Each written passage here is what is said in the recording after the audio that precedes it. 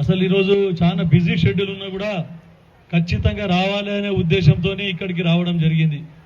ఎందుకంటే చాలా కాలం క్రితము నన్ను శిశు మందిర్కి ఆహ్వానిస్తే ఆ రోజు జరిగింది. మళ్ళీ ఇప్పుడు మా అర్థం చంద్రశేఖర్ గారు మొన్ననే వచ్చి పిలిస్తే ఆ రోజు ఫుల్ బిజీ ఉన్న టైం చూసుకొని కొంచెం అటు ఇటు అయినా కూడా వస్తానని చెప్పడం జరిగింది. నిజంగా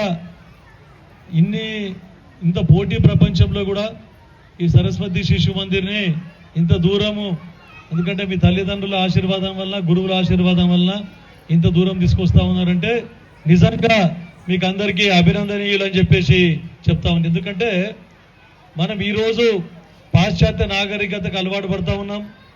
అట్లాంటిది మళ్ళీ మన సంస్కృతి, భారతదేశ సంస్కృతి ఏదైతే ఉందో దాన్ని ఉట్టిపడేలా బోధనతో పాటు మళ్ళీ భారత సంస్కృతిని కూడా పోకుండా కాపాడిన ఘనత ఈ పాఠశాలకు, తర్వాత ఈ సరస్వతి విద్యాపీఠాలకు ఉందని చెప్పేసి చెప్పక తప్పదు. ఎన్నో పండగలకి శ్రీరామనవమి కానీ, తర్వాత కృష్ణాష్టమి కానీ అట్లాంటి కార్యక్రమాలన్నింటినీ కూడా, వసంత పంచమి ముఖ్యంగా, వాటన్నిటిని కూడా ఆచరిస్తూ వాటి గురించి వాటి ఉన్న ప్రాముఖ్యతని, తర్వాత పండగల ప్రాముఖ్యతని విద్యార్థులకు అందరికీ బోధిస్తూ ఉన్నారు మీరందరూ. తర్వాత ఎందుకంటే అన్ని ధర్మాలలో కూడా నేను రాజకీయంగా ఉన్నప్పటికీ కూడా గర్వంగా చెప్పుకుంటా, నేను కూడా ఒక హిందువునే అని చెప్పేసి గర్వంగా చెప్పుకుంటా. నేను అన్ని మతాలకు కూడా మనం అందరికి కూడా సమానంగా చూస్తామేమో, కానీ ముఖ్యంగా నా పుట్టుక పూర్వోత్తం హిందూ ధర్మం కాబట్టి నా హిందూ ధర్మం గురించి నేను ఎప్పుడు ఎక్కడ పోయినా కూడా హిందువునని గర్విస్తాను. ఎందుకంటే మన సంస్కృతి మొత్తం ప్రపంచ దేశాలకే విద్య నేర్పిన ఘనత మన భారతదేశానికి ఉంది.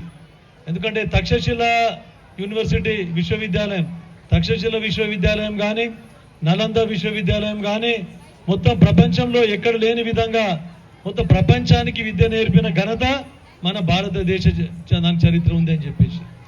ఎందుకంటే అప్పుడు ఆ కాలంలో చాణక్యుడు, ఎందుకంటే మన భారతదేశానికి మౌర్య చంద్రగుప్తుడు ఆ కాలం నుండి కూడా మన చాణక్యుడు ఒక మంత్రిగా ఉండి అన్ని రంగాల్లో కూడా భారతదేశాన్ని తీర్చిదిద్దిన ఘనత మన భారతదేశానికి ఉంది.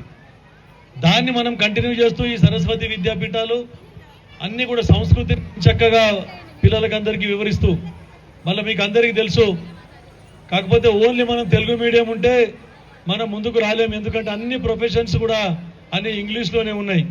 కాబట్టి ఎన్నో ఇంగ్లీష్ మీడియం స్కూల్స్, ప్రతి ఒక్క పేరెంట్ కూడా తల్లి తండ్రి అరే మా బాబుని ఇంగ్లీష్ మీడియం పంపాలి అని చెప్పేసి కోరుకుంటారు.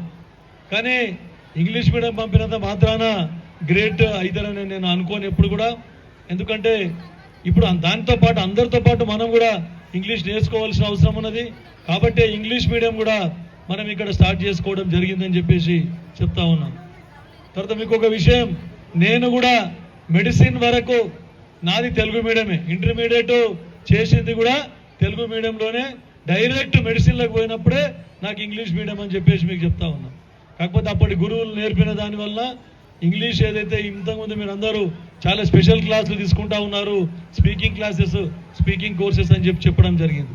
అప్పుడు ఇంకా మాకు టీచర్లు నేర్పిందే, మాకు అటువంటి ఏమి కూడా మాకు స్పెషల్ క్లాస్ అనేటివి ఏమి కూడా ఉండకుండా అని చెప్పేసి చెప్తా ఉన్నాను. మళ్ళా అయితే ఇంత చక్కగా దీని పాఠశాలను నడిపిస్తున్నటువంటి సక్సెసర్స్ ఎవరైతే దీన్ని ముందుకు తీసుకుపోతా ఉన్నారో అందరినీ కూడా నేను అభినందిస్తా ఉన్నాను.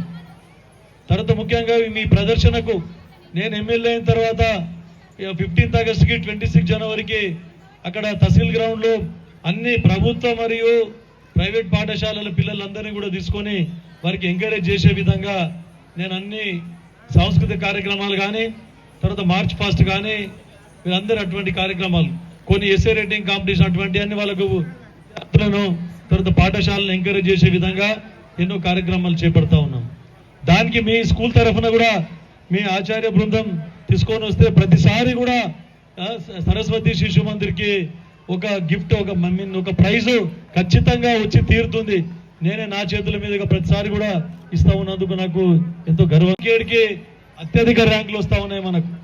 గతంలో వెనుకబడ్డ నారాయణ ఖేడ్ అంటుంటివి, కానీ ఎక్కడైనా ఈరోజు కూడా మధ్యాహ్నం అక్కడ జడ్పీహెచ్ఎస్లో చెప్పిన ముఖ్యమంత్రి చేంబర్లో రేవంత్ రెడ్డి గారి చేంబర్లో డిస్కషన్కి వస్తే కూడా సార్ మా నారాయణ్ ఖేడ్ నుంచి హైయెస్ట్ ర్యాంక్స్ వస్తా ఉన్నాయి, మాకు అన్ని విధాల సౌకర్యాలు కల్పించాలని చెప్పేసి ముఖ్యమంత్రి గారిని ఎన్నోసార్లు కోరడం జరిగింది. కాబట్టి ఇక దామోదర్ రాజనరసింహ గారు అంటారు ఎప్పటికీ బ్యాక్వర్డ్ నారాయణ ఖేడ్ అంటావు, అన్నిట్లో మీరే ఉద్యోగాలలో మీరే ఫస్ట్ ఉంటున్నారు, అన్ని ర్యాంకులలో మీరే ఫస్ట్ ఉంటున్నారని. అంటే అవును సార్, మాకున్న సదుపాయాలతోని తక్కువ సదుపాయాలతోని మా పిల్లలు చాలా టాలెంటెడ్, మా ఉపాధ్యాయులు వారి ప్రోత్సాహం వల్ల పిల్లలు కష్టపడి చదివి ఇన్ని ర్యాంక్స్ ఇన్ని ఉద్యోగాలు సాధించుకుంటా ఉన్నారు. అది వారి ఘనత. ఇంకా కూడా వారికి ఇంకా అవకాశం కల్పిస్తే ఇంకా ఎక్కడికో వెళ్ళిపోతారు అని చెప్పేసి నేను చెప్తా ఉంటాను.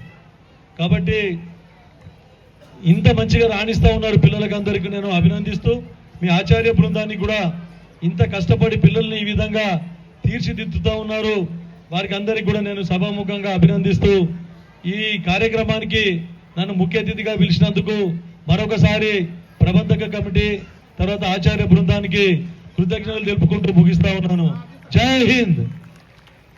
ఎందుకంటే అడిషనల్ క్లాస్ రూమ్స్ కావాలి అని చెప్పేసి, మరి ఇది ఎయిడెడ్ పాఠశాల నాకు తెలిసి ఫస్ట్ వాళ్ళు వచ్చి అడగగానే నేను 8th 9th కూడా అప్గ్రేడేషన్కి నా దగ్గరికి వస్తే బుర్రా వెంకటేశం గారు ఉండే అప్పుడు ఫస్ట్ హైయర్ ఎడ్యుకేషన్కి వాళ్ళు తీసుకొని పోయి రిప్రజెంటేషన్ ఇచ్చినాం.